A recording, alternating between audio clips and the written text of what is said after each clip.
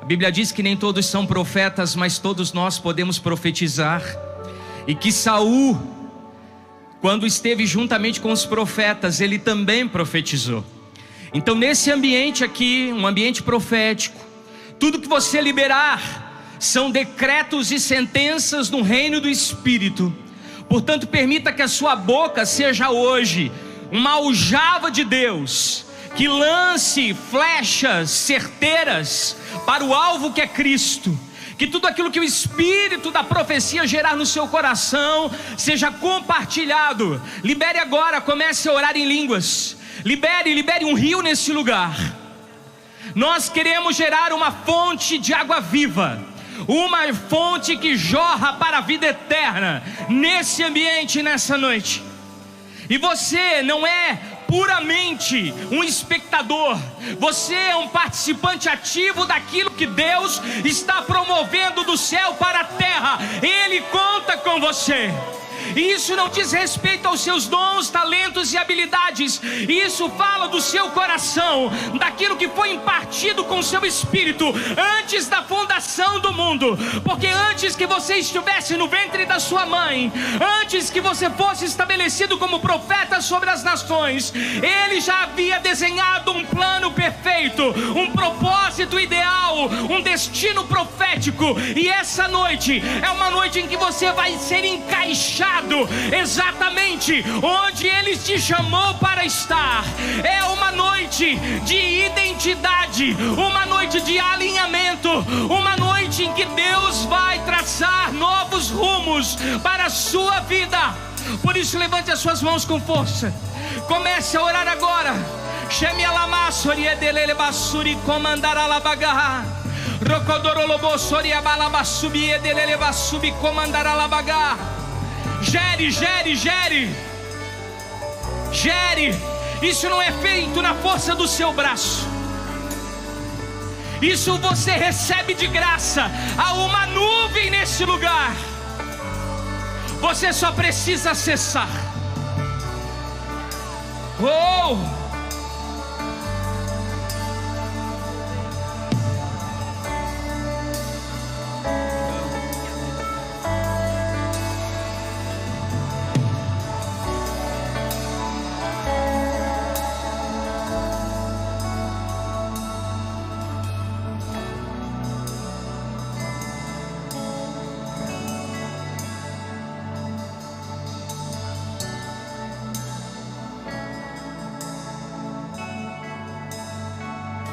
Abra sua Bíblia comigo em João capítulo 4. Eu quero falar sobre a igreja cultural.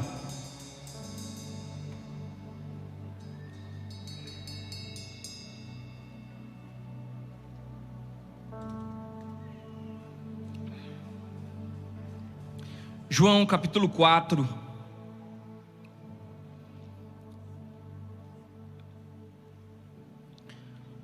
versículo 1 em diante, diz assim: Porquanto, quando o Senhor soube que os fariseus tinham ouvido que Jesus batizava mais discípulos do que João, embora o próprio Jesus não tenha batizado, mas os seus discípulos, e ele deixou a Judéia e partiu novamente para a Galiléia, e era-lhe necessário passar por Samaria. Então ele chega a uma cidade de Samaria, que é chamada Sicar, perto das terras que Jacó deu ao seu filho José. Ora, o poço de Jacó estava ali. Jesus, pois, cansado da sua viagem, assentou-se assim junto ao poço, e era cerca da hora sexta. Então veio uma mulher de Samaria para tirar água, e disse-lhe Jesus: dá-me de beber. Pois os seus discípulos tinham ido à cidade para comprar alimento. Então disse-lhe a mulher samaritana: como é que tu, sendo um judeu, pedes de beber a mim, que sou uma mulher de Samaria? Porque os judeus não se relacionavam com os samaritanos. Então Jesus respondeu e disse-lhe: se tu conheceras o dom de Deus, e quem é que te diz, dá-me de beber, tu lhe pedirias e ele te daria água viva.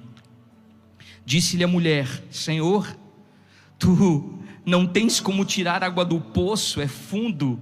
Onde, pois, tens água viva? És tu maior do que Jacó, o nosso pai, que nos deu o poço, e qual ele mesmo bebeu, e os seus filhos e o seu gado? E Jesus respondeu e disse-lhe: qualquer que beber dessa água terá sede novamente, mas aquele que beber da água que eu lhe der nunca mais terá sede. Mas a água que eu lhe der se fará nele uma fonte de água a jorrar para a vida eterna. Disse-lhe a mulher: Senhor, dá-me dessa água para que eu não tenha sede e não venha aqui tirá-la. E disse-lhe Jesus: vai e chama o teu marido e vem cá. A mulher respondeu e disse: eu não tenho marido. Disse-lhe Jesus: disseste bem, eu não tenho marido, porque tu tivesse 5 maridos, e o que tu tens agora não é teu marido. Isso dissestes com verdade. Disse-lhe a mulher: Senhor, eu vejo que tu és um profeta. Nossos pais adoraram nesse monte, e vós dizeis que em Jerusalém é o lugar onde o homem deve adorar. E disse-lhe Jesus: mulher, crê-me, a hora vem, e que nesse monte nem em Jerusalém adorareis ao Pai. Vós adorais o que não conheceis, nós adoramos o que conhecemos, porque a salvação é dos judeus. Mas a hora vem, e agora é, que os verdadeiros adoradores adorarão ao Pai em espírito e em verdade, porque o Pai procura como tais adorá-lo. Deus é um espírito, e os que o adoram devem adorá-lo em espírito e em verdade. E a mulher disse: eu sei que o que vem do Messias, que se chama o Cristo, quando ele vier, nos anunciará todas essas coisas. E Jesus disse-lhe: eu sou o que fala contigo. E nisso vieram seus discípulos e maravilharam-se de que ele estivesse falando com uma mulher. Todavia nenhum homem lhe disse: o que procuras? Ou por que falas com ela? A mulher então deixou o cântaro. Repita comigo: deixou o cântaro. E foi no caminho da cidade e disse aos homens: vinde e vede, um homem que me disse todas as coisas que eu tenho feito. Não é esse o Cristo? Pule comigo agora para o 39. E muitos samaritanos daquela cidade creram nele por causa da palavra da mulher, que testificou, e ele disse tudo que tinha feito. 42. E diziam à mulher: já não é mais pelo que tu disseste que nós cremos, porque nós mesmos o temos ouvido e sabemos que ele é verdadeiramente o Cristo, o Salvador do mundo. Amém? Curve sua cabeça. Pai de graça, nós te louvamos por esta noite, te agradecemos por esse ambiente, louvamos a ti na beleza da tua santidade. Tu és o Senhor das nossas vidas. Obrigado, Senhor, pelo privilégio de estarmos reunidos em torno do teu trono, estarmos reunidos em volta daquilo que é importante e que é prioridade para o seu coração. Nos dá, Senhor, a habilidade de caminharmos por essas águas.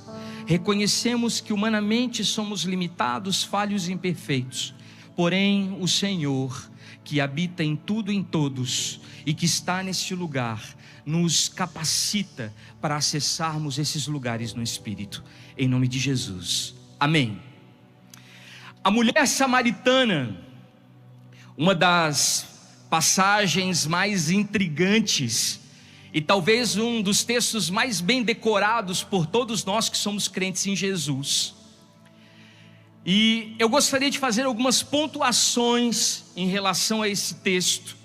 E essas pontuações, elas vão construir para nós um trilho, um caminho, para nós edificarmos aquilo que precisamos construir nesta noite. Quantos me entendem? Então eu preciso muito da sua atenção, eu preciso muito do seu coração, eu preciso muito que você esteja anelado comigo no Espírito, para que nós não venhamos perder a forma daquilo que Deus deseja moldar em nós nesses dias. Nós estamos descendo como se desse a casa do oleiro, estamos sendo esmiuçados e esmagados, e a partir desse processo em que nós estamos sendo desconstruídos, a imagem do próprio Deus, a imagem do próprio Cristo, ela é gerada em nós. Nós desenvolvemos então a semelhança do Pai, desenvolvemos a imagem do Filho e recebemos o sopro de fôlego do Espírito de vida. Versículo 4, no capítulo 4, no versículo 1, diz que Os fariseus, repita comigo, fariseus, ouviram que Jesus, repita comigo, Jesus, estava ganhando mais discípulos e batizava mais pessoas do que João. Diga comigo, João. De fato não era Jesus que batizava, e sim seus discípulos. Somente nesse versículo eu vejo 3 grandes movimentos transicionais no reino do Espírito acontecendo, e que nós precisamos estar com a nossa mente do Espírito, a mente de Cristo, anelada para conseguirmos compreender. A primeira delas fala sobre uma estrutura religiosa farisaica, ou seja, eram os fariseus que estavam perseguindo Jesus, o que condena o espírito da religiosidade, que nada mais é do que uma velha, antiquada maneira de nós enxergarmos a Deus, a Cristo e a manifestação do seu Espírito. Agora, eles não entenderam o tempo de sair de determinados rituais, de determinadas práticas, de determinadas liturgias que já não tinham mais sentido ou não tinham mais efeito, e eles entendiam então que a aproximação com Deus aconteceria por intermédio da força do seu próprio braço.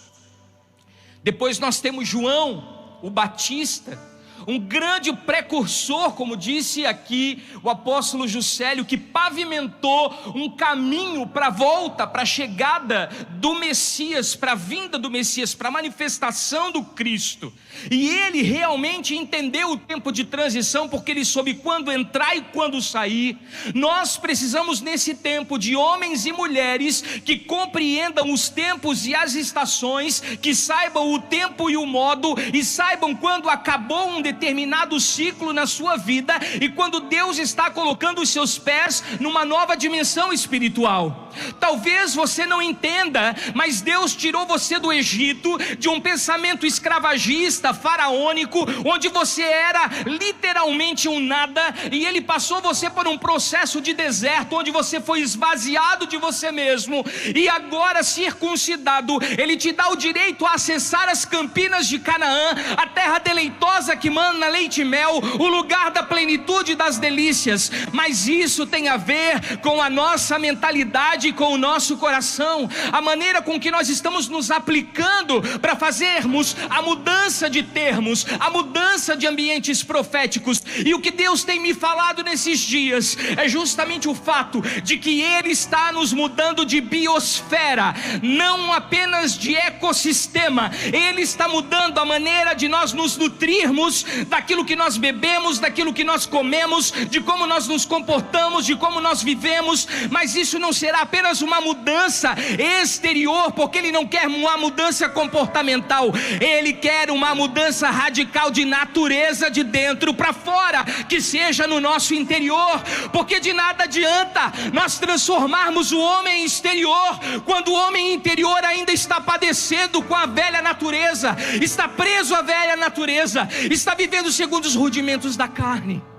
Não adianta quantos inputs você vai receber na sua mente, não adianta quantas mensagens você vai receber ao seu coração, se o seu espírito, a matriz de todas as coisas, ela não for reativada pelo novo nascimento da água e do Espírito, e você tiver o acesso ao reino de Deus. Todas essas coisas são perdidas a partir do tempo e não se mantêm.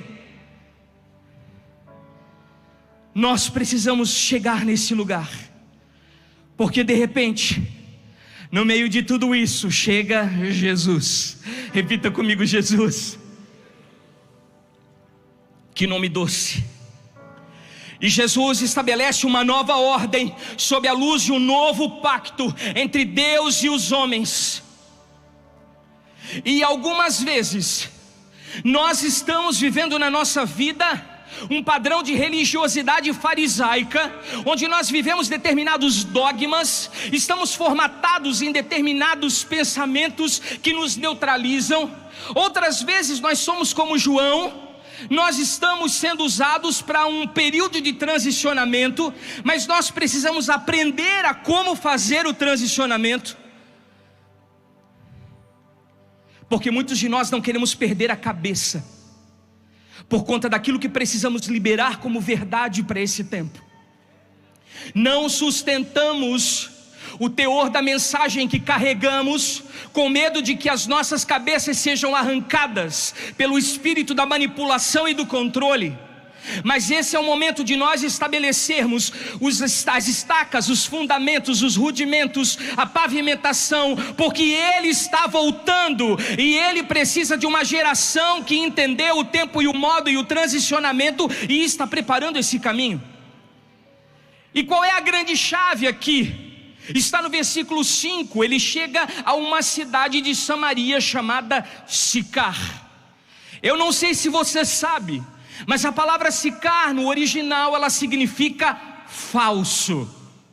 E quando eu falo de falso, eu não estou falando de um problema de caráter, eu não estou falando de desonestidade, eu estou falando de uma fraude, eu estou falando de uma corrupção, eu estou falando de uma perversão, eu estou falando de uma versão tão parecida com a verdade que ela é capaz de nos enganar. Esse é o teor da palavra Sicar. Parece de alguma maneira que aquilo tem um efeito positivo na sua vida, mas quando você mergulha profundamente para entender as raízes que motivam aquele movimento, você começa a entender que Jesus precisava se manifestar trazendo a verdade e liberando aquelas pessoas das falsas concepções, preceitos, princípios e valores que elas carregavam. Quando Jesus ficou sabendo disso, que ele estava sendo perseguido pelos judeus, como diz versículo 3, ele saiu da Judéia e ele voltou para a Galileia. Olha aqui comigo, talvez Deus esteja pedindo que você retorne para alguns lugares. Eu sei que durante muito tempo essa casa, ela estimulou você a sair da Babilônia, e ela dizia: sai dela, povo meu. Eu sei que essa casa fez com que você entendesse que o Egito não era um ambiente habitável, um lugar que você precisava estar. Mas quando você olha para a vida de Daniel e para a vida de José, você começa a perceber que nós precisaremos voltar em determinados lugares que carecem da manifestação da verdade, para que a falsidade seja diluída, seja destruída, seja aniquilada de uma vez por todas. Alguns de nós vamos ter que voltar para rever alguns valores das nossas pregações. Alguns de nós vamos ter que voltar para rever alguns valores da nossa movimentação, daquilo que nós pregamos nos nossos altares, da maneira com que nós aconselhamos as pessoas que nos seguem, de como nós nos relacionamos com a vida e com todas as áreas da existência. Deus impartiu com o seu Espírito uma palavra específica para inúmeras áreas sociais. Aqui existem dons, talentos, habilidades que estão enclausuradas dentro de você, necessitando ser ativadas pelo Espírito Santo nessa noite, e você precisa se alinhar com aquilo que Deus está falando para esse tempo. E de repente Jesus dá uma ordem completamente diferente daquela que ele havia dado até o presente momento.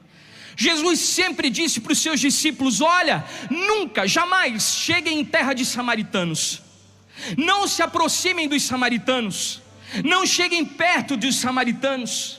Essa sempre foi a ordem de Jesus. Mas de repente, nesse trajeto de retorno às bases originais, nesse trajeto de retorno aos fundamentos originais, ele diz: importa que nós passemos pela região de Samaria. Eu quero perguntar algo para vocês nessa noite. Será que você está disposto a sair das suas zonas de conformismo e acessar novos lugares em Deus, mesmo que isso custe você sair do lugar da comodidade para mudar a sua rota?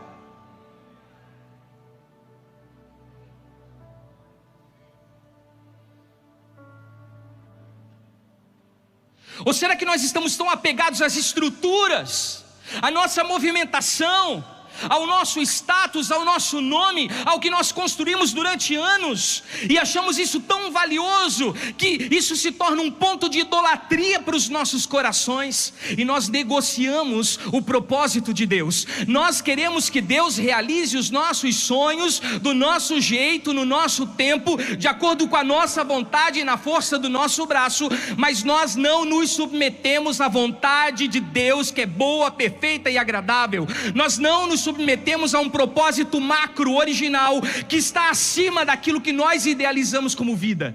Será que antes de tomar uma decisão, será que antes de dar um passo, nós perguntamos a Deus, questionamos a Deus se é a vontade original dele para a nossa trajetória, para a nossa caminhada? Ou nós estamos sendo teimosos, rixosos, estamos dando murro em ponta de faca, e talvez você tenha chegado nessa convenção completamente confuso e dizendo: Senhor, é a minha última expectativa, porque eu estou cansado em dar murro em ponta de faca, eu estou cansado de bater a minha cabeça de um lado para o outro, eu estou cansado de perder noites de sono, eu estou, Senhor, sem rumo e sem direção. Pois nesta noite eu lhe digo algo: Deus está mudando a sua rota, Deus está mudando a sua rota. Você vai permanecer no caminho excelente, como diz Isaías 35, o caminho perfeito, porém a rota que Ele traçou para você está sendo modificada nessa noite. Uma mulher samaritana veio tirar água e Jesus lhe disse: por favor, me dê um pouco dessa água. E os discípulos já tinham ido à cidade comprar comida. Repita assim comigo: água e comida, hidratação e nutrição. E eu quero lembrar a vocês palavras de Jesus: aquele que de mim se alimenta, por mim viverá. Sabe por que nós estamos experimentando morte em várias áreas da nossa existência? Porque nós não encontramos um sentido na nossa vida, porque nós estamos bebendo de outras fontes turvas, poluídas, mas nós não estamos indo na verdadeira fonte, que é Cristo. Vocês lembram do primeiro milagre do profeta Ezequiel após a subida, Eliseu após a subida de Elias? Quando ele é chamado, porque a cidade é pobre, a cidade é infértil, a cidade é improdutiva, e a terra era seca, não dava nenhum alimento, aquilo que se plantava não vingava. E eles disseram: nós temos um problema aqui, nós temos um problema com a fonte.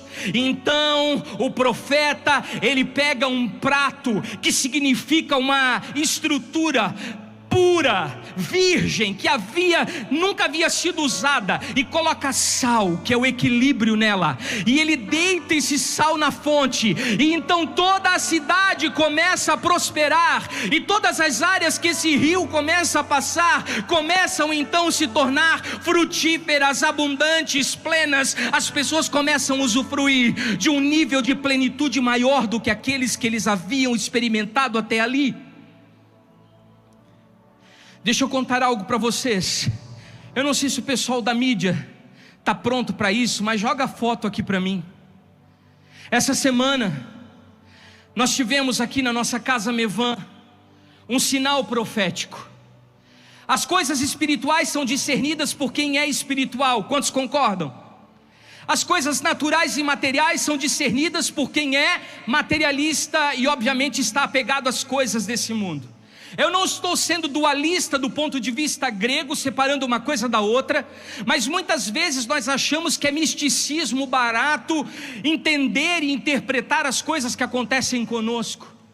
Muitos de vocês conhecem o nosso centurião, o Jean, e conhecem a Gisele, filha da pastora Dolores, que é uma das obreiras dessa casa, e o Benjamin, que já é um sinal de milagre. Essa semana ele fez algo inusitado, ele engoliu um brinquedo. E engolindo um brinquedo, como a mãe percebeu que ele não estava conseguindo engolir, porque ela tentou dar um pedaço de pão e ele vomitou. Ela tentou dar água e a água voltou. Então eles perceberam que tinha algo errado, e aí eles disseram: você engoliu alguma coisa? E ele quase que não conseguia falar, e enfim, eles pegaram uma ambulância aqui e foram para Florianópolis. E resumo da ópera: essa criança teve que fazer uma endoscopia praticamente cirúrgica para remover de dentro dela esse brinquedo. E acreditem, qual era esse brinquedo que foi removido? Que estava grudado no seu esôfago, que estava preso na sua traqueia, próxima do seu coração, impedindo que ele comesse e bebesse de forma adequada para se nutrir e se hidratar. Um bonequinho em formato de homem. Na hora que eu vi essa imagem, eu vi que o menino havia engolido um homenzinho, que os médicos tinham removido um homenzinho. Na hora Deus me disse: a minha igreja, ela está se tornando a cada dia mais antropocêntrica. Ela está levantando deuses feitos de carne e osso e se prostrando diante deles como ídolos. A minha igreja está criando falsos deuses que se encaixam perfeitamente nas suas conveniências, como era em Samaria, um lugar politeísta, onde vários deuses eram venerados. Por isso a minha igreja não está conseguindo se alimentar de mim e nem beber de mim, porque existe um homem que está no seu esôfago, na sua traqueia, impedindo o seu processo de glutição, de mastigação, para que ele possa sobreviver. Sabe o que está acontecendo conosco? Nós estamos seguindo muitos ícones, nós estamos venerando muitos nomes, nós estamos idolatrando muitas pessoas, mas chegou um momento em que nós precisamos de fato entender que o véu se rasgou de alto a baixo, e hoje você não precisa mais de interlocutores, mas você tem livre acesso à sala do trono. Dobre o seu joelho no seu quarto, no seu lugar secreto, abra as escrituras e permita que o Espírito adorne a noiva, adorne a noiva.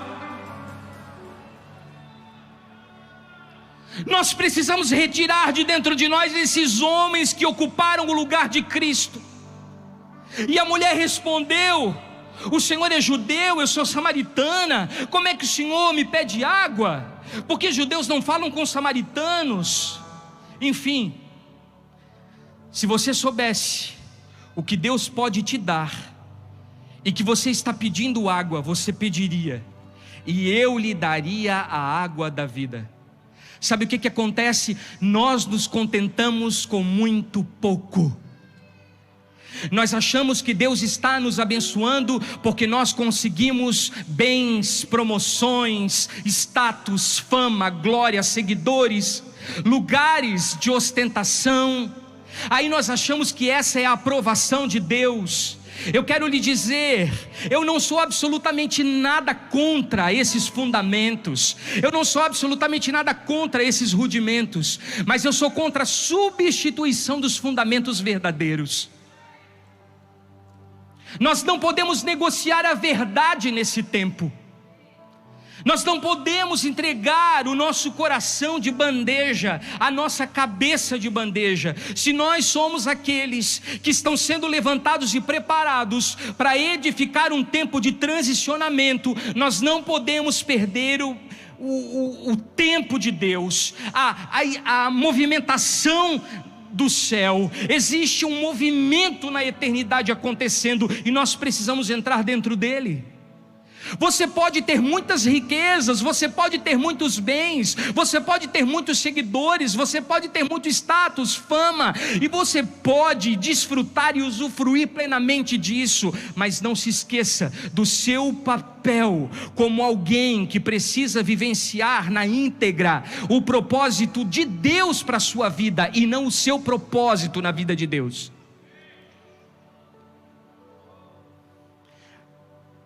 Os nossos vetores estão trocados, as nossas setas estão trocadas. Mas ele diz o seguinte: o Senhor não tem balde para tirar água do poço. O poço é fundo. Como é que o Senhor vai conseguir essa água da vida? Olha só a pergunta dela. E ela ainda continua dizendo: nosso antepassado Jacó nos deu o poço. Ele, os seus filhos e os seus animais beberam água daqui. Será que o Senhor é mais importante do que Jacó? Então Jesus disse: quem beber dessa água terá sede de novo. Sabe o que acontece? Você está frequentando inúmeras imersões, você está pagando fortunas para participar de determinadas palestras, você está indo para retiros, você está indo para conferências, você está indo para uma série de eventos, achando que essas pessoas, que esses homens vão trazer a resposta que somente Deus tem para a sua vida.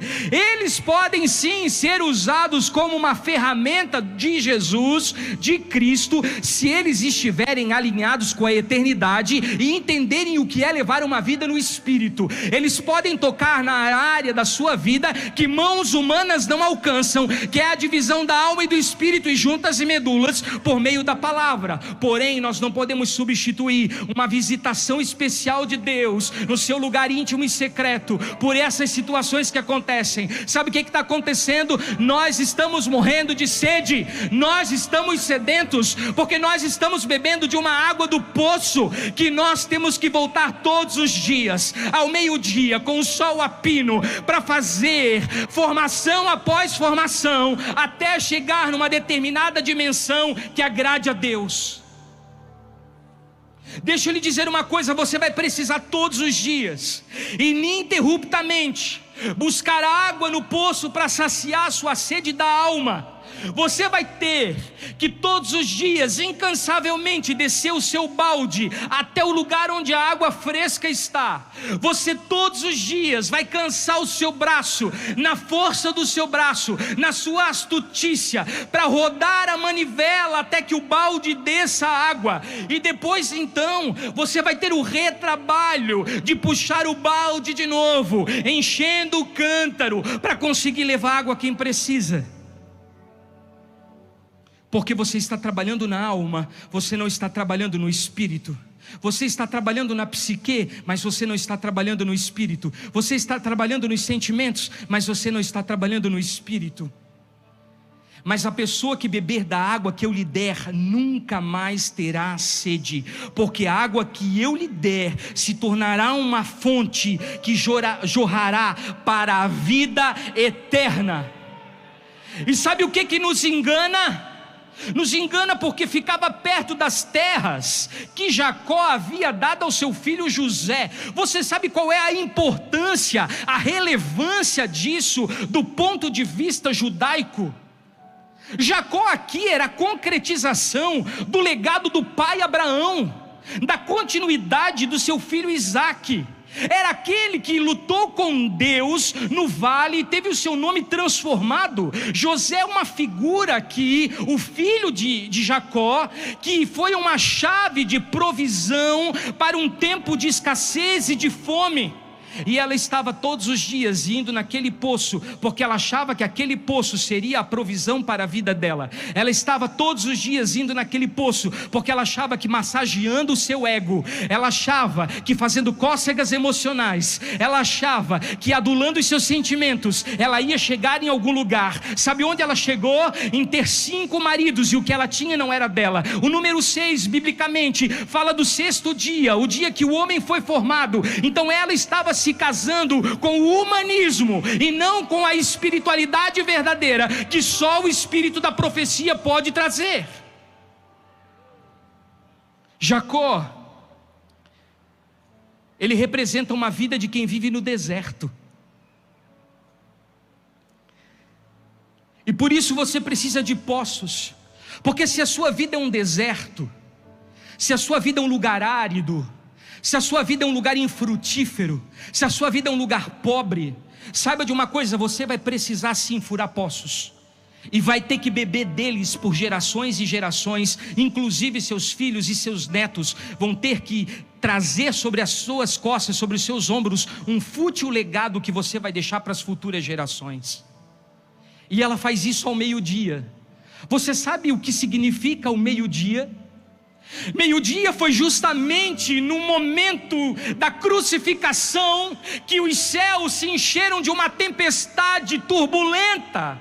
Foi o momento que os céus se obscureceram e que a terra tremeu, o ambiente ficou turvo. Deixa eu lhe dizer uma coisa: enquanto você estiver trabalhando a sua alma, somente no campo da sua alma, e não tiver uma conexão com o Espírito, deixa eu lhe dizer uma coisa: você terá uma visão turva, você olhará para o céu e não verá esperança, não verá socorro, porque o lugar vai estar tempestuoso, o lugar vai estar confuso, o lugar vai estar te deixando perdido. Deus está nos chamando, porque a Bíblia diz ali que Jesus estava cansado. Ah, como a Bíblia é maravilhosa. Diga assim comigo: a palavra de Deus é maravilhosa. Jesus estava cansado, gente. O esforço da religião é transformar homens em deuses. Porém, Deus se fez homem, se fez carne e habitou entre nós. Deixa eu lhe dizer, se você continuar lutando na força do seu braço, o cansaço virá, o burnout virá, a depressão virá, a confusão virá, o medo virá, a ansiedade virá, porque você está tentando modelos paliativos de algo que parece ser a verdade, mas não é. Então Jesus estava cansado da viagem e ele se senta no poço, e agora ele quer algo diferente. E ele diz: mas virá o tempo, e que de fato chegou, que os verdadeiros adoradores adorarão ao Pai. Repita comigo: em espírito, mais alto, em espírito e em verdade. Essas duas palavras precisam ser como um selo no nosso coração. Quando a sua alma quiser gritar e falar mais alto, quando seus pensamentos confusos quiserem te fazer perder do rumo que Deus traçou para a sua vida, quando o medo bater a sua porta, quando a ansiedade vier, quando a sua carne quiser falar mais alto, pelo dinheiro, pela fama, pela prostituição, pelos vícios, você precisa lembrar que você adora não na carne, você não adora somente na alma, porque essas coisas são passageiras, são efêmeras, são rasas, são fugazes, mas você adora num nível mais excelente. Você acessou um lugar no reino do Espírito, o seu espírito foi dilatado, o seu espírito foi destravado, e agora a própria voz de Deus ecoa no seu coração, trazendo a você direcionamento para que você construa algo fundamentado em Cristo, como um sábio construtor remindo o tempo. Quantos de nós estamos há anos e anos fazendo a mesma coisa, e nós não estamos encontrando fruto nisso? O fato é que nós estamos fazendo na força do nosso braço. E aqui existem 3 papéis. Repita comigo: 3 papéis.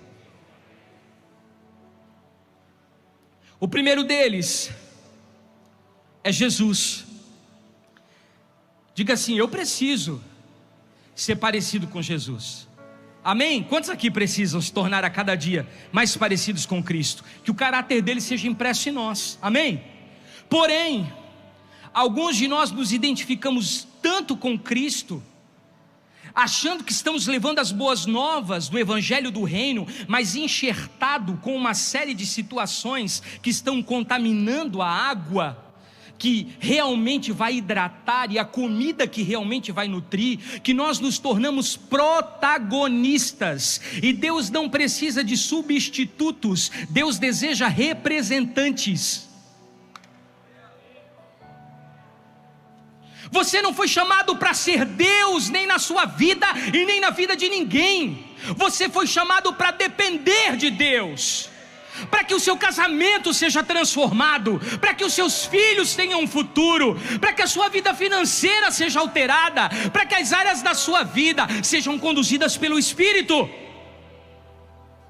Outros de nós, talvez lendo esse texto, nos identificamos com a mulher samaritana. Essa igreja que se deu em casamento até o 6º homem, por conta de uma busca incessante da alma, por conta das nossas carências mal resolvidas do passado, nós ainda estamos vivendo por necessidade, por conveniência, apenas como consumidores.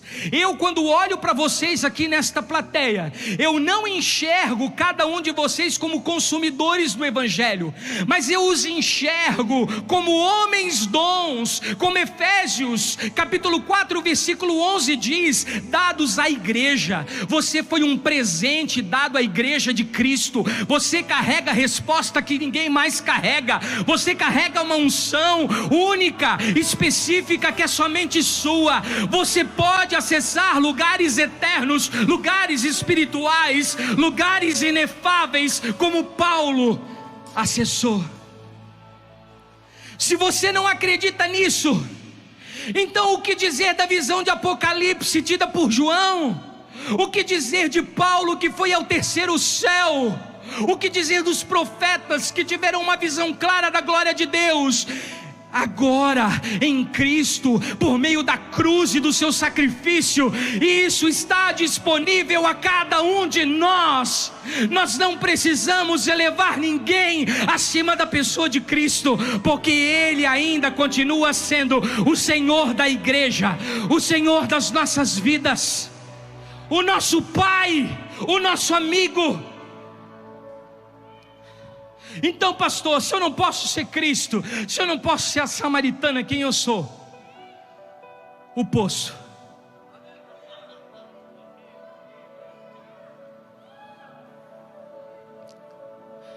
Só que o poço, ele é útil. Talvez aquela mulher tenha deixado o cântaro ao lado do poço, mas ela tenha que ter voltado no outro dia para encher o seu cântaro novamente d'água. Porque o que vem de nós é limitado, é falho e é talvez inútil. Quando nós geramos isso na força do nosso braço, de acordo com a nossa capacidade humana, mas nós não dependemos única e exclusivamente do Espírito Santo de Deus. E olha só o absurdo que ela fala para Jesus. Ela diz: o senhor não tem um balde para tirar água? O poço é fundo, sabia? O senhor não trouxe, não se preparou? Como é que alguém vai conseguir a água da vida se tem esse tipo de pensamento? Nós precisamos entender que mesmo aquele poço de Jacó que foi dado a José sendo um algo sagrado, milenar, que era um conhecimento profundo, que trazia nas entranhas, nas raízes daquela cultura, algo muito especial, e que havia sido dado a José, entenda, ele ainda assim não consegue suprir a demanda da sociedade adoecida que nos procura todos os dias. É ou não é verdade? Porque se você estiver desligado do Espírito Santo, você é como uma tomada desplugada. Você vai ser como o sino que apenas retine. Você vai se tornar apenas um eco e não uma voz. Agora existe algo diferente aqui. O poço pode ser outra coisa. Diga assim comigo, me fala, Jackson. O poço, ele pode ser o lugar de encontro. A sua vida pode ser o lugar de conexão.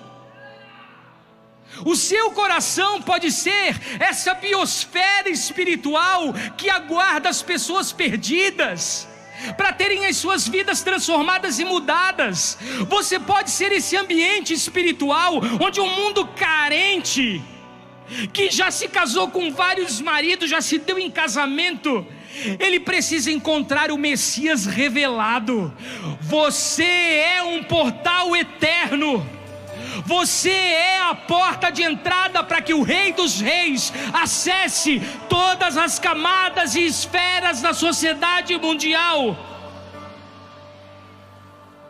Ah, mas durante muito tempo eu dei água para muita gente, ajudei muita gente com a minha capacidade. Tudo bem, troféu joinha para você, aplausos. Mas deixa eu dizer uma coisa para você.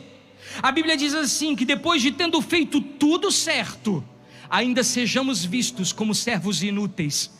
Precisa haver no nosso coração uma humildade de reconhecer que aquilo que nós carregamos não é nosso, é dele. Aquilo que nós somos não diz respeito à nossa capacidade, mas sim à graça dele que foi derramada sobre nós. Não diz respeito à força do nosso braço, mas aquilo que ele proveu na cruz do Calvário para a transformação da nossa vida. Então a nossa única tarefa aqui é criar um ambiente de encontro com Jesus. Levante suas mãos aos céus e diga assim: eu sou um ambiente de encontro com Jesus. Quem me dá mais um tempo?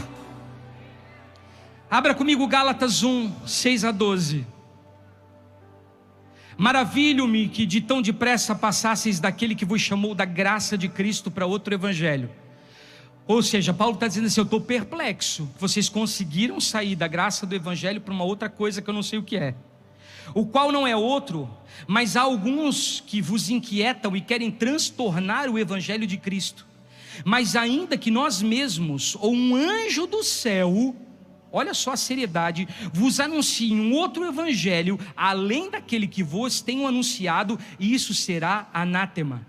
Assim como já lhe dissemos, agora de novo também vos digo: se alguém vos anunciar outro evangelho além do que recebeste, seja anátema. Porque persuado eu agora a homens ou a Deus? Ou procuro agradar os homens? Se estivesse ainda agradando os homens, não seria servo de Cristo. Mas faço-vos saber, irmãos, que o evangelho que por mim foi anunciado não é segundo os homens, porque não o recebi nem aprendi de homem algum, mas pela revelação de Jesus Cristo. Paulo não conheceu Jesus pessoalmente, mas ele nos constrange a não julgarmos ninguém na carne, mas avaliarmos e percebermos o que essa pessoa carrega no espírito. Essa habilidade profética está derramada sobre cada um de nós. Gálatas 1, ela é o suprassumo do que nós estamos falando nessa noite. Por quê? Porque existe um evangelho que está apontado para o homem, enquanto o verdadeiro evangelho do reino ele é apontado única e exclusivamente para Cristo. As mensagens dos nossos altares hoje pervertem a graça de Jesus. Então quer dizer, pastor, que está tudo errado? Não! Cada coisa tem o seu devido lugar, cada coisa tem o seu ambiente propício. Você nunca vai deixar de ser humano, você nunca vai deixar de ter os seus pés na terra. Mas deixa eu lhe dizer uma coisa: essa mescla que estão oferecendo para você de humanismo, recheando o evangelho de Jesus, está contaminando o pacto que ele fez com a sua vida na cruz. Os rituais eles só mudaram. Gálatas aqui é uma carta veemente do apóstolo Paulo, trazendo diretivas muito precisas daquilo que precisava ser mudado. Ele está dizendo o seguinte: olha, tem gente entre vocês que estão dizendo que se vocês não se circuncidarem, não passarem pelos rituais judaicos, vocês não vão ser livres. Não! Precisamos limpar a nossa teologia de dogmas humanos, naturais, porque a sabedoria da terra, ela é diabólica, ela é terrena. Existe um nível maior, não se contente com pouco. Esse tipo de doutrina vai dizer que Jesus é fraco, que Jesus é insuficiente, que Jesus não tem todas as respostas, vai dizer que Jesus é um falho, que Jesus erra, que Jesus já era.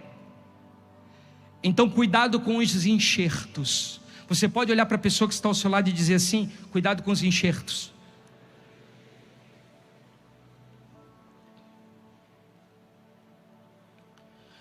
Que tipo de evangelho você tem vivido? Um evangelho puro e simples? Ou o evangelho de Jesus mais a sua intelectualidade? Jesus mais um treinamento? Jesus mais uma programação neurolinguística? Jesus mais um dogma escrito num contrato social de uma instituição religiosa? Jesus mais um processo de libertação? Jesus mais as obras do seu braço? Jesus mais o seu padrão ético e moral e comportamental, Jesus mais o seu dízimo, Jesus mais a frequência num culto. Então tudo isso está errado, pastor? Não, tudo isso é excelente. Só que não ponha outro fundamento. Não substitua na força do seu braço aquilo que é fundamental, aquilo que é rudimentar.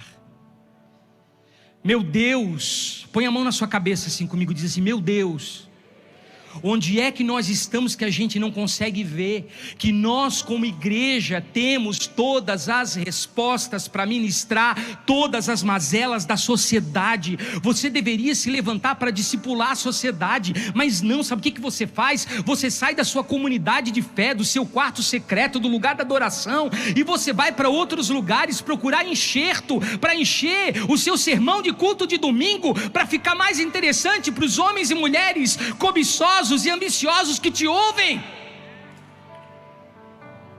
Você está melhorando o Adão caído, você não está ativando o Cristo ressuscitado.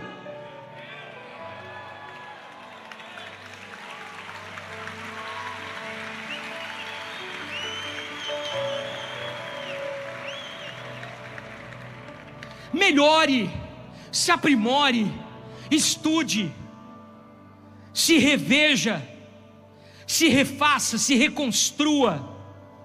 Existem muitas ferramentas incríveis. O Logos, a ciência, ela foi disponibilizada pelo Espírito para esse tempo como uma ferramenta, sim. Mas pare com esse papo de uma mentoria revolucionária, de uma imersão épica, de uma experiência transformadora. Sabe por quê? Isso está protagonizando as necessidades, cobiças e ambições de um povo que só está interessado em Deus pelo que Ele pode dar e não pelo que Ele é. Eu tenho recebido, através do GPC, inúmeros homens e mulheres de negócio que, ao invés de colocar Jesus como a base da sua vida, têm colocado o dinheiro como prumo da sua existência. Deixa eu lhe dizer uma coisa: você quer ser iluminado, ou seja, você quer queimar e arder de paixão por Cristo, ou você quer ser um spot luminoso? Porque spot luminoso a gente consegue de graça para você, tem lá na Vinde, ó, no stand.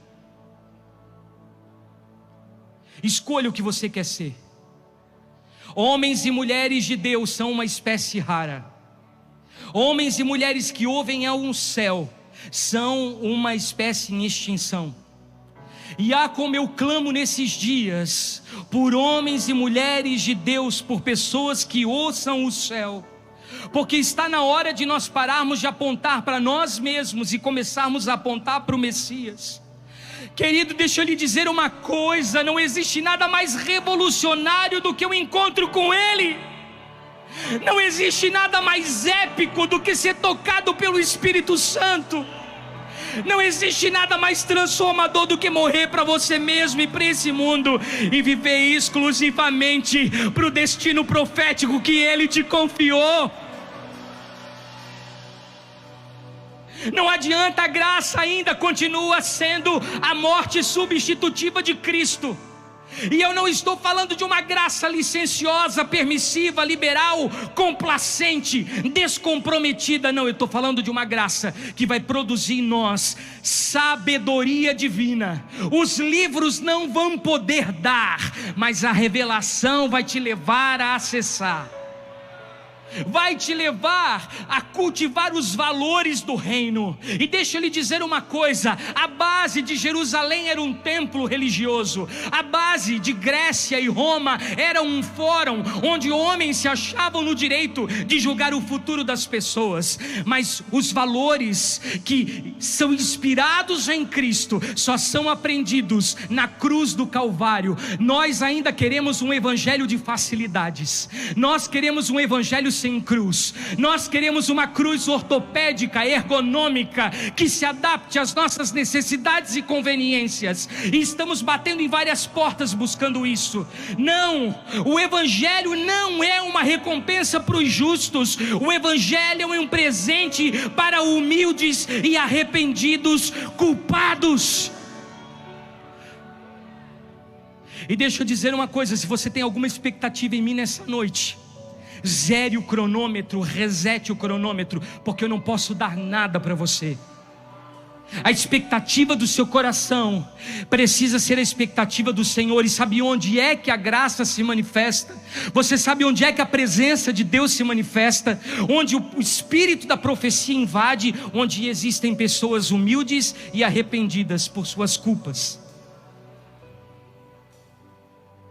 Cuidado com o humanismo secularizado que enxertou o seu evangelho, as suas doutrinas comportamentais. Deus não quer mudar o seu comportamento, Deus quer mudar a sua natureza. A sua reforma não é só no jeito que você vive, mas é na sua essência. O humanismo secular está cheio de pensamento filosófico estoicista. Nós precisamos mudar a nossa linguagem. Sabe por quê? Nós precisamos de uma linguagem do reino. E eu falo isso para vocês de conhecimento de causa. Sabe por quê? Porque de ontem para hoje vocês viram um ex-traficante dessa cidade que se tornou um apóstolo proeminente das nações, sem ter lido e se capacitado com livros de autoajuda. Eu vejo o apóstolo Juscelio, que não assiste nem jornal para saber a notícia que está rolando, mas quando ele pega o microfone, os céus se rasgam e a presença da glória inunda aquele ambiente. Eu estou falando de um Fernando que não lê outro livro a não ser a Bíblia, mesmo sendo um teólogo formado internacionalmente. Eu estou falando dos amigos que eu caminho, de um Ulisses que sabe o que é um amor prático de verdade e não precisa de uma mensagem eloquente para tentar convencer seu coração. Eu estou falando do ambiente da biosfera que eu vivo, e eu quero dizer que isso não é disponível somente para mim, e isso está disponível também para você.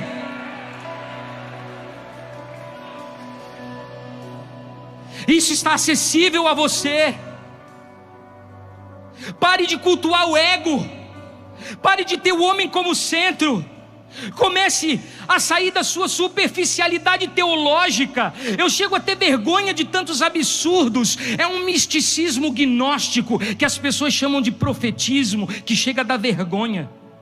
Chega de institucionalismo, de hierarquia. Está na hora de você se conectar com as bases de todas as áreas sociais. Está na hora de você governar servindo.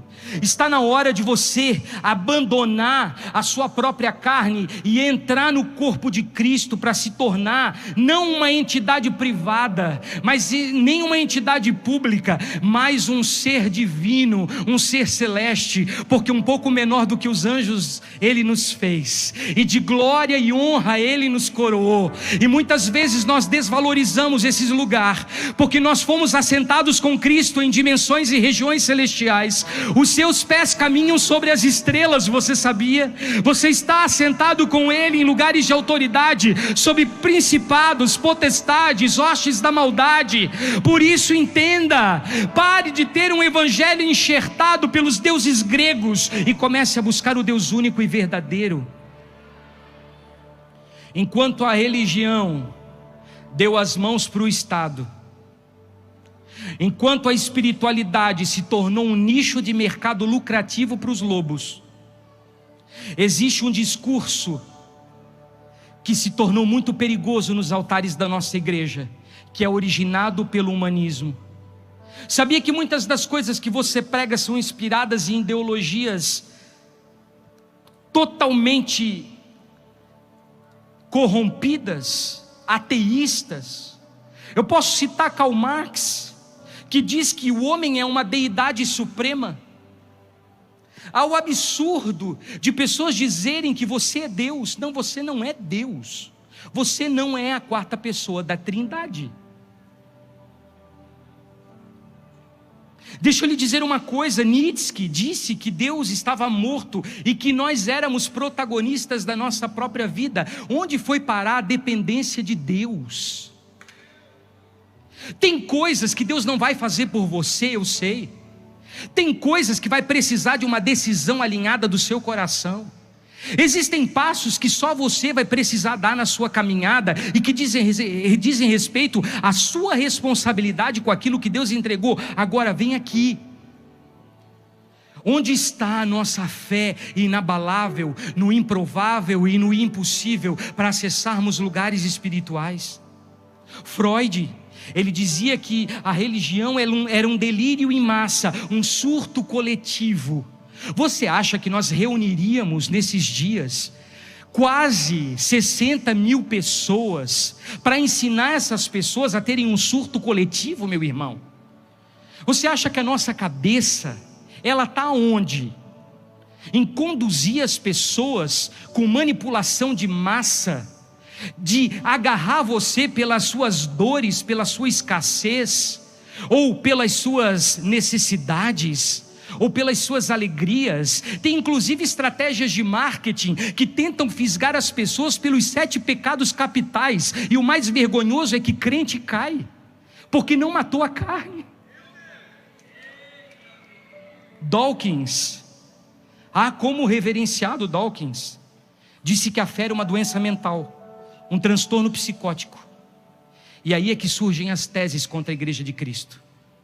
Os nossos discursos hoje, repita assim comigo: eu preciso tirar o ego do centro do universo e entender que o centro da vida ainda é Cristo. Só que sabe o que aconteceu com a gente? Nós nos desfocamos e nós nos despersonalizamos. O mundo olha para nós e não nos enxerga mais como os cristãos de Cristo. Nós somos a geração da autoimagem. Nós somos viciados em selfie, em tirar fotos de si mesmo para poder olhar para si. Nós somos a geração do autoconhecimento. Nós somos a geração da autoajuda. Nós somos a geração da autopreservação. Nós somos a geração do autodesenvolvimento. Até para dar fim na vida existe o autossuicídio. Onde nós vamos chegar? Os pastores estão perdendo a habilidade de pregar as escrituras nos púlpitos. E olha que escritura é uma fonte inesgotável, porque revelação nunca vai faltar. Mas sabe o que acontece? Nós queremos ter o nosso nome estampado, nós queremos ter o nosso nome veiculado, nós queremos ter os nossos vídeos partilhados, nós queremos ter os nossos livros em best-sellers, nós queremos alcançar altos níveis. Deixa eu falar, não existe problema nenhum com isso, desde que você dê a glória a Cristo, que é dele, e não roube a glória que é dele, porque ele diz: eu não divido a minha glória com ninguém. Sabe por que você vai atrás desses enxertos para o seu evangelho, para o seu sermão de domingo? Porque você quer uma revelação que impacte as pessoas. Não, querido, flua no Espírito. Deixe ele ser o seu condutor. No altar da sua igreja, abra a Bíblia e pregue a palavra. Parece que para algumas pessoas a mensagem do evangelho se tornou insuficiente. Está difícil competir, né?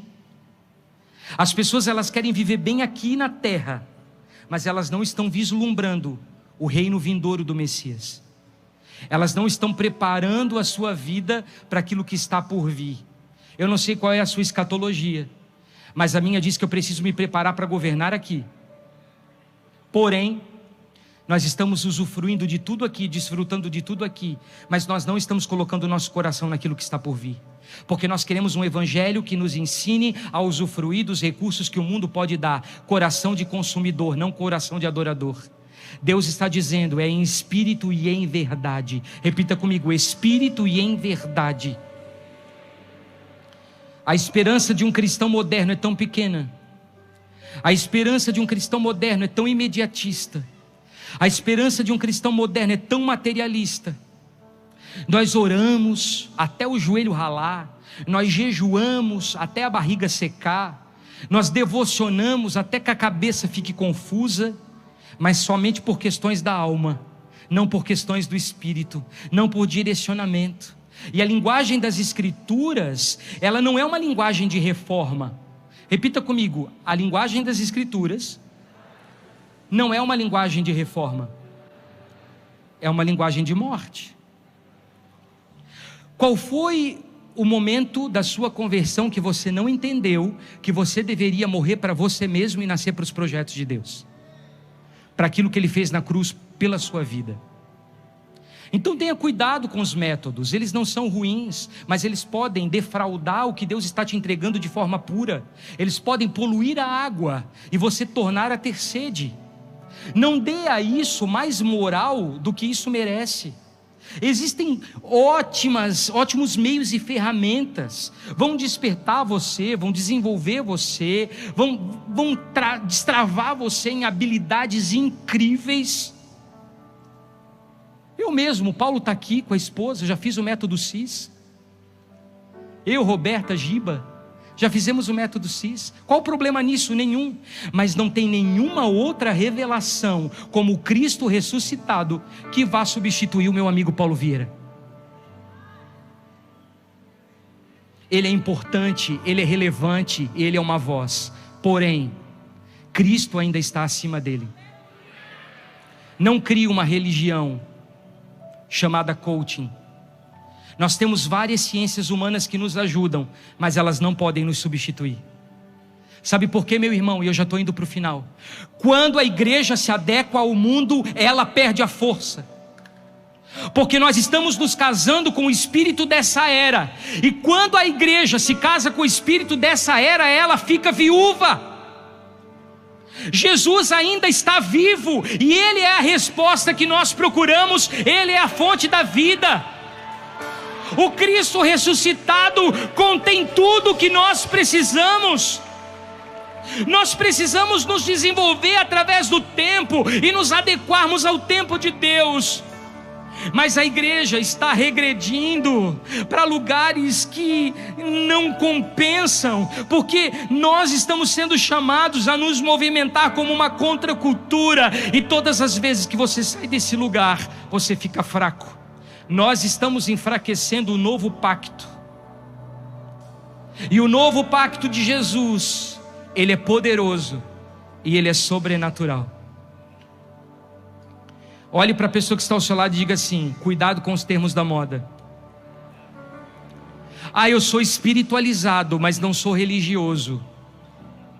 A palavra religião, ela significa religare, é uma conexão entre o seu coração e o coração de Deus. A fé, ela diz que Deus é Pai. A religião, ela vai dizer que Deus, Ele é o Senhor dos exércitos.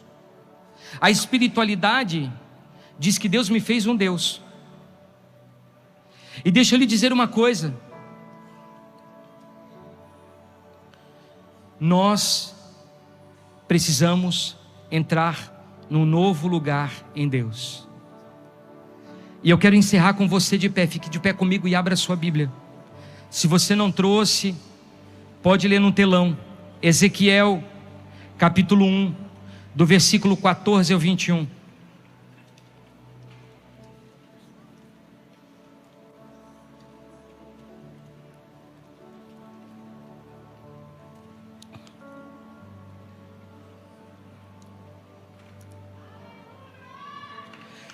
E os seres viventes corriam e voltavam, à semelhança de um clarão de relâmpago.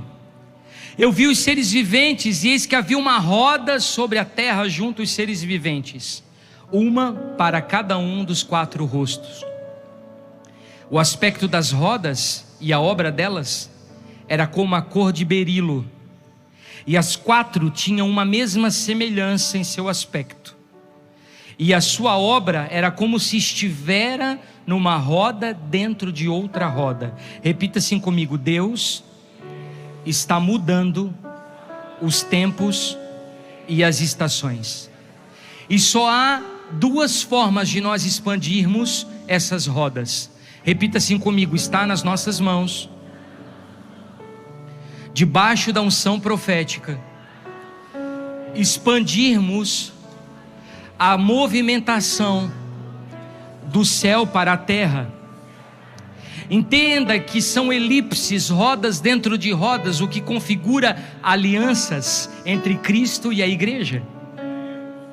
E quando nós estamos falando sobre os 4 seres viventes, nós não estamos falando teologicamente somente sobre os 4 evangelhos, mas nós estamos falando sobre 4 unções específicas que vão ser definitivas e decisivas para o grande avivamento que já está chegando.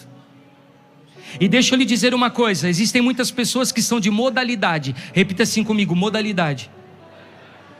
E se você é essa pessoa, eu quero que você levante a mão. Eu vou ler para você, e se você se identificar, eu quero que você levante a mão. As pessoas de modalidade, elas vão trabalhar em comunidades de fé convencionais, perpetuáveis com um legado. São geralmente profetas e mestres. Dentro de Atos capítulo 13, no fator Antioquia, eles trabalham para o desenvolvimento e para a ativação. Quantos aqui se identificam com isso? Agora nós temos a sodalidade. Repita comigo: sodalidade. É uma outra forma de nós encontrarmos quem nós somos. Essas pessoas, elas precisam ser ativadas, porque elas foram chamadas para mudar a biosfera. Elas foram chamadas para transformar ecossistemas. Elas são pessoas interdependentes. Não adianta você querer prender e amarrar, porque elas não foram feitas para ficar amarrada num toco como um animal de carga. Elas têm base liberal, como se elas fossem o vento. Elas foram chamadas para se movimentar. Elas precisam de autonomia para tomada de decisão. O estilo de vida delas é alternativo. Elas visam alcance de alvos que são inalcançáveis naturalmente falando. Por isso que elas precisam de uma dimensão espiritual maior, porque elas precisam viver no sobrenatural, nos milagres, nos prodígios, nas maravilhas, porque elas vivem uma missão que é diferente de uma dimensão local. Elas precisam pensar fora do aquário. E daí eu estou falando dos apóstolos, dos profetas de ofício e dos evangelistas desse tempo. Quantas pessoas se identificam com isso? No domingo pela manhã,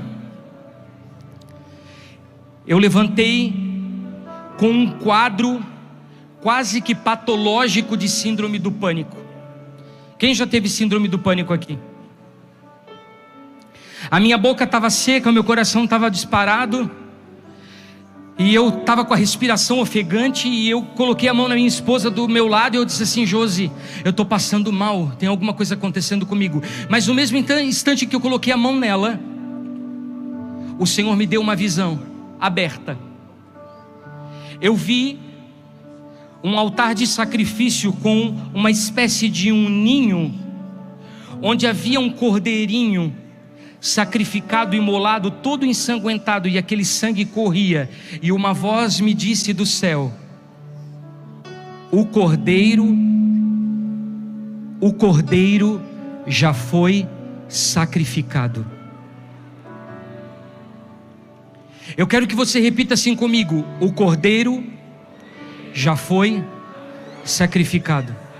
Sabe o que isso quer dizer? Que tudo já está pronto nele, que ele é a fonte inesgotável de vida eterna, que todo o pleno conhecimento da verdade habita nele, que não há outro evangelho a não ser aquele que foi ensinado por ele enquanto homem, que essa é a revelação do céu para a terra, e que basta que você nasça de novo da água e do Espírito e se aproprie da sua identidade ministerial e espiritual, e comece a fluir em lugares que você nunca imaginou fluir antes. Há uma dimensão aguardando por você, há um lugar, um nível, uma esfera que você precisa adentrar nessa noite, mas você vai precisar mudar a rota. Já está tudo pronto. O cordeiro foi sacrificado. Feche os seus olhos. Deus me disse, como disse o Juscelio, a gente tem muito temor em dizer isso, que essa convenção seria uma colisão apostólica e profética, e que haveria uma expansão e uma debandada de muitos homens e mulheres alinhados com a eternidade, que iriam causar revolução nos lugares para onde eles iriam voltar. Você veio atrás de algo que nós temos para te oferecer, mas deixa eu lhe dizer, já está tudo aí dentro de você. Ele pôs a eternidade no coração do homem. Só basta que você entre nesse lugar, e é fácil, e é simples. Não precisa pagar pedágio, o acesso é livre. Portanto, existe bastante espaço aqui na frente. E se você está afim de mergulhar no verdadeiro e genuíno evangelho rudimentar, se você estiver afim de receber a revelação genuína do novo pacto estabelecido na cruz do Calvário por Cristo, você é o convidado para sair correndo do seu lugar e vir aqui à frente. Deus tem mais para você. Deixa eu lhe dizer, eu estou numa casa nova, eu estou com um carro novo, eu estou com um filho matriculado, eu estou com uma esposa linda, maravilhosa do meu lado. Mas eu quero lhe dizer, eu sou contente com todas essas coisas, mas eu não estou satisfeito, porque eu sei que tem mais. Há lugares que eu posso entrar, há lugares que eu posso chegar, que estão dentro de mim, e cabe a mim nessa noite tomar essa decisão. Por isso, mude a sua rota. Diga, declare com a sua boca, diga: Senhor, eu quero mudar a minha rota. Senhor, muda a minha rota. Senhor, muda a minha rota. Me leva para os lugares que o Senhor quiser. Faça da minha vida o que o Senhor quiser. Vai ser doloroso, muito doloroso.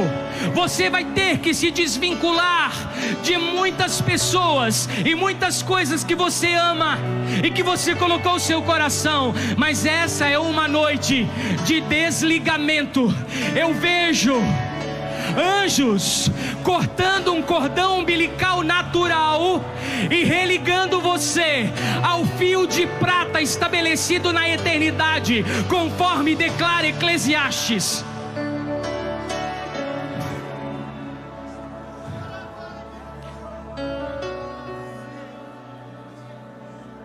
O Senhor está me dizendo que muitas pessoas, antes de vir para essa convenção, sofreram um nível de angústia desesperador. Acharam que iriam ficar loucos, estavam desesperados. E o Senhor está dizendo para você: essa é a dor do parto. Você está gerando o projeto original. Não é a sua vontade, não é o seu querer, não é o seu tempo. O seu corpo não te pertence, a sua mente não te pertence, a sua alma não te pertence. Você fez uma escolha, entrega, imparcial, irrevogável, intransferível. Você é propriedade exclusiva dele. Levante as mãos ao alto.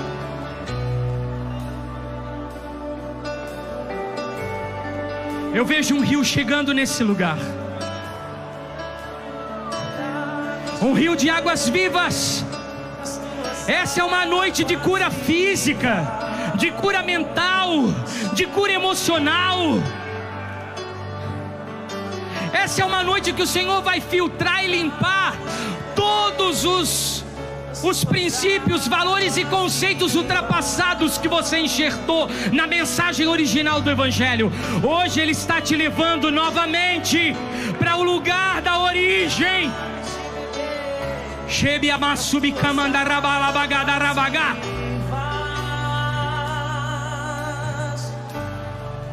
É maravilhosa uma casa, é maravilhosa uma conta bancária, é maravilhosa uma viagem. É lindo, é desfrutar, é um sonho, mas não é só isso. Tem que ter mais, tem que ter mais, tem que ter mais, tem que ter mais. Não é só isso, não é só isso, não é só isso.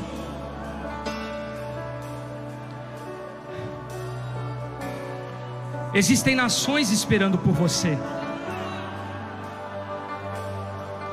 Existem povos, línguas, aguardando pelo que você carrega no seu ventre espiritual. E o Senhor está te chamando à responsabilidade nessa noite.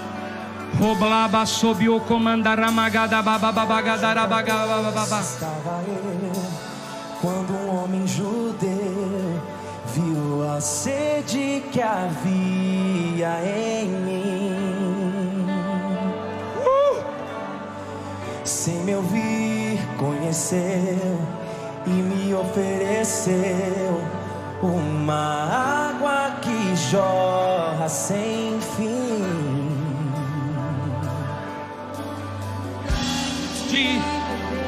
Pois tenho sede, não quero mais buscar em outras fontes.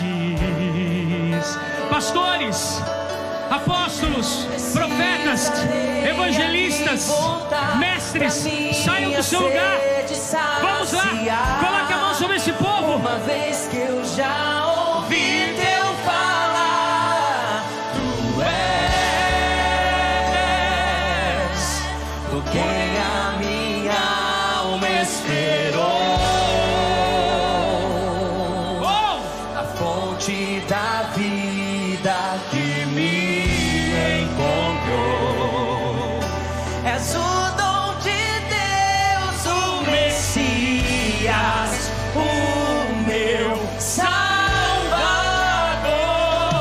Tu és por quem a minha alma esperou. A fonte da vida que me encontrou. És o dom de Deus, o Messias, o meu Salvador.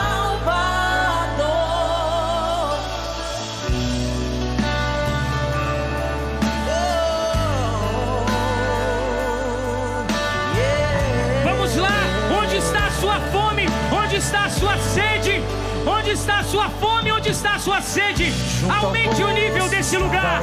Aumente o nível nesse lugar. O homem judeu viu a sede que havia em mim.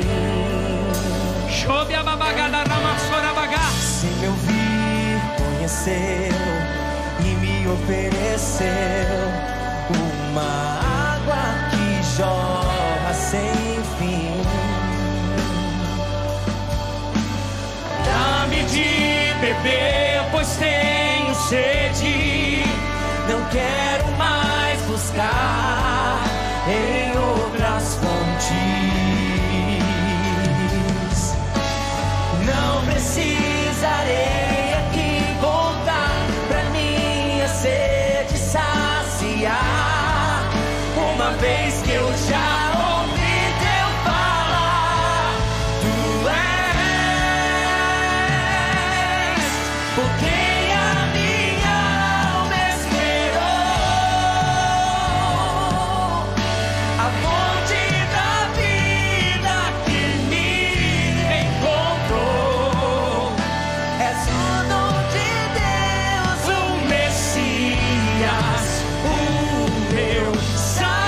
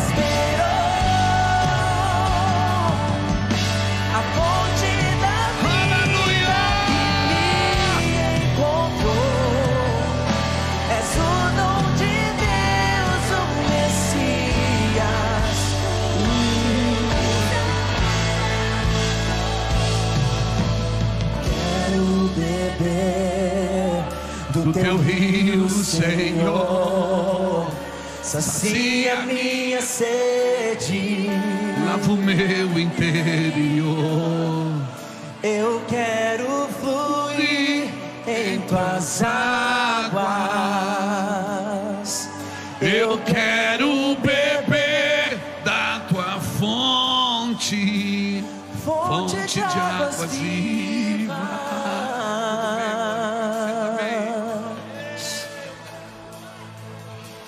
Quero beber do teu rio, Senhor, sacia minha sede, lava o meu interior.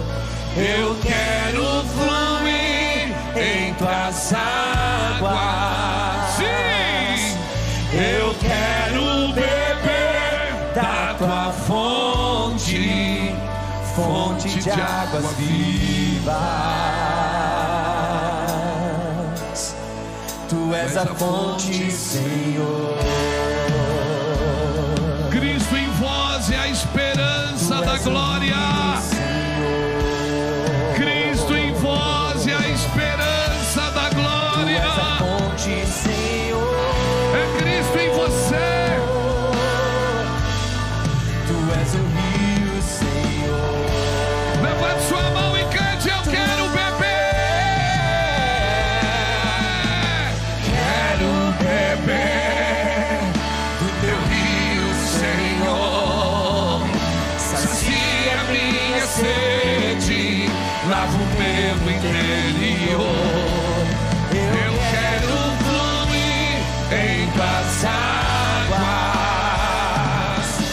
Eu quero beber da tua fonte, fonte de águas vivas.